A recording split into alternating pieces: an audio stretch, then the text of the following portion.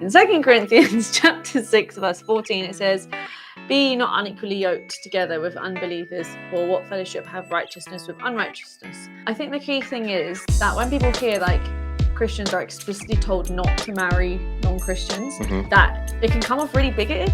Yep. And it can come off like really like self-righteous, and like what fellowship has light with darkness, and like I think the really key important thing is to remember here, it's actually for the benefit of both people. Yeah, it is.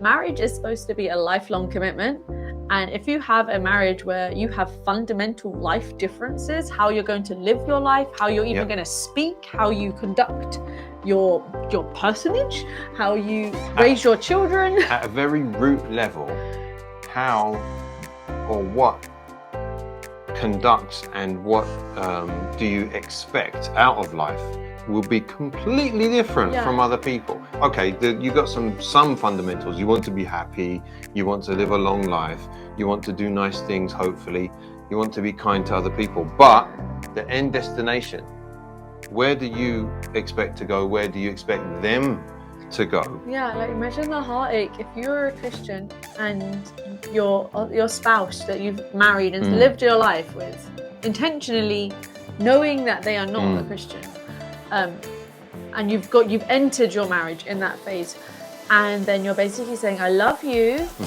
but I don't think you'll live for eternity with God." Basically, pretty mashed up, really. Yeah. And so it's not a case of bigotry. It's more a case of God sort of giving like a blanket of like protection for both sides, because it's all the flip side as well. It's like if you get married when you're not to a non-Christian as a Christian, what are you expecting them to change? Like, what's your? I mean, at a deep level, if you've married someone and said, "I accept you as my husband or wife, but I would really like for you to become fundamentally different, fundamentally Christian." So the one who is already a believer in Christ, they will say, "I really want for you to become a Christian." And the other one might be thinking, "I can take it or leave it, but really what I'd like is for you to join my side." Either way, you're going to a marriage expecting the person to and when I say fundamentally, it's not like a crazy person, but more of like a basic at root level to change. But you've already married them, so then you think so then the person on either side, you're thinking, "Well, you married me, why should I change? You married me for who I was." So that's a danger. So when the Bible's talking about not being unequally yoked, it's literally a safeguard, but it's a heart safeguard to protect you from heartache and to protect them from heartache. So that's number one.